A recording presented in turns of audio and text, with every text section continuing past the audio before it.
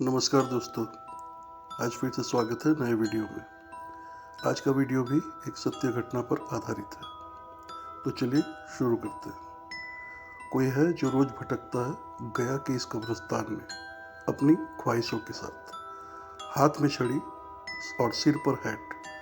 ये अजीबोगरीब पहनावा इसलिए क्योंकि एक अंग्रेज था इसलिए क्योंकि अब से कोई 117 साल पहले इसकी मौत हो चुकी है, मगर ख्वाहिशें हैं कि मौत के बाद भी उसे मरने नहीं देती। ये अनहोनी दास्तान है बिहार के गया शहर की। इलाका है इकबाल नगर।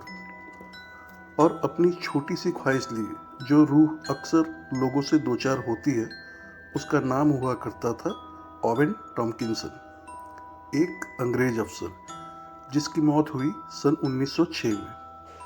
मगर आज भी 117 साल से ज़्यादा वक्त गुजरने के बाद भी वो भटक रहा है। सुनने में भले ही अजीब लगे, मगर इस रूह को बस यही चाहिए, चाय और बिस्किट। और वो हर रात अपनी इसी हसरत को पूरी करने के लिए इसी पूरे इलाके में चहलकदमी करता दिखाई देता है। किसी रूह का सामने आना और चाय बिस्किट या केक मांगना हैरत में तो डालता है, मगर उस ताकतवर रूह की इस अजीबोगरीब ख्वाहिश के कई गवाह भी हैं। ये भी सही है कि जिस कब्रिस्तान से इस रूह की आमद होती है, वहाँ ज़्यादातर कब्रें छोटे बच्चों की हैं। तो क्या ये माना जाए कि किसी हादसे का शिकार हुआ ये अंग्रेज परिवार अपने किसी बच्चे की अधूरी ख्वाहिश पूरी करने के लिए ऐसा करता है? तय करना तो मुश्किल है, मगर सच है कि अगर उस अंग्रेज ने आपको आदेश दिया तो या तो उसे चाय बिस्किट देना पड़ता है या फिर सुबह पहुंचाने का वादा करना पड़ता है। तभी मुमकिन है उससे छुटकारा पाना।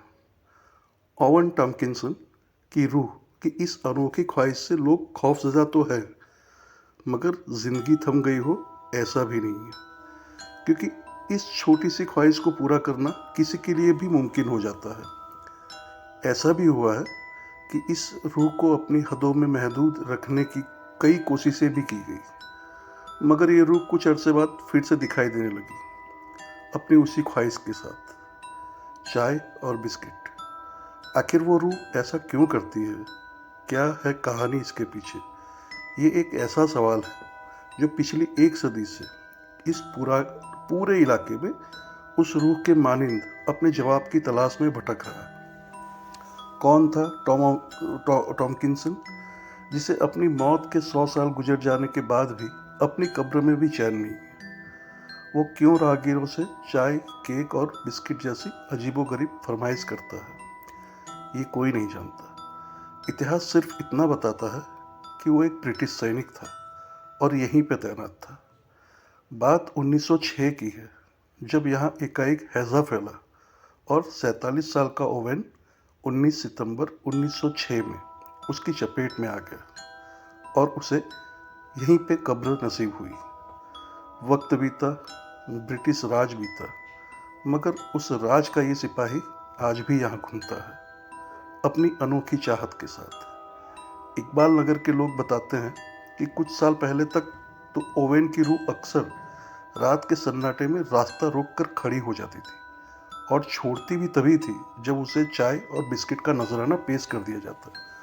हालात ऐसे हो गए कि लोगों ने उस रास्ते का रुख करना ही बंद कर दिया। ओवेन का हर रात भटकना और अपनी अनोखी मांगों को लेकर लोगों को परेशान करना बीच में इतना बढ़ गया था कि हद ही हो गई। मगर एक रोज उसका पाला अपने से मजबूत ताकत से पड़ गया। लोग बताते हैं कि इसी रास्ते पर एक बार अपनी टमटम पर सवार होकर एक फकीर गुजर रहे थे, जिनका नाम था चांद साहब।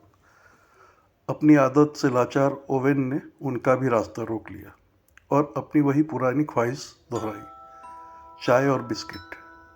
चांद साहब ओवेन को पहचान गए और वादा कर गए कि कल वो आएंगे उसकी अजीबोगरीब चाहत को पूरा करने के लिए। मगर ये कुछ बदमाशियाँ के बददिमाग लोगों की, या फिर कहिए ओवेन की किस्मत, कुछ ऐसा हुआ जिससे आयतों से बंधे ओवेन के सोए हुए भूत को आज़ाद कर दिया और ओवेन एक बार फिर आज़ाद था, अपने उसी जुनून के साथ। चाय और बिस्किट।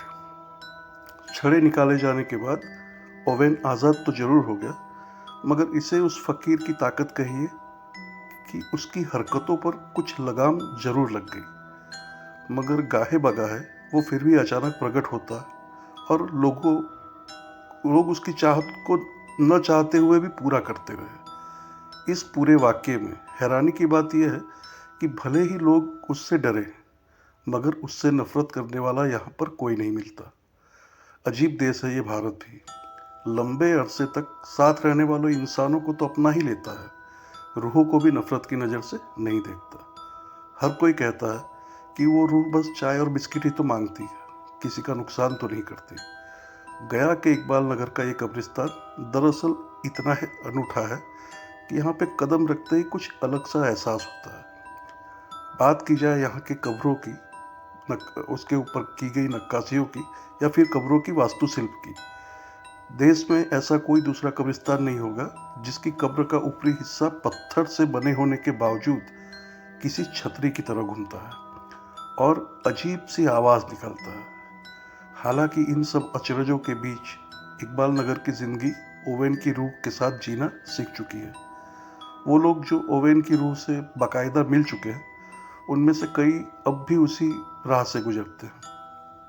हालांकि मन ही मन में वो ये जरूर मनाते हैं कि उनका फिर ओवेन से सामना न हो। बात सही भी है, रूह भले कितनी सीधी सादी हो, फिर भी है तो वो रूही। ओवेन की ये अजीबोगरीब दास्तान कुछ पढ़े लिखे लोगों को चौंकाती भी है।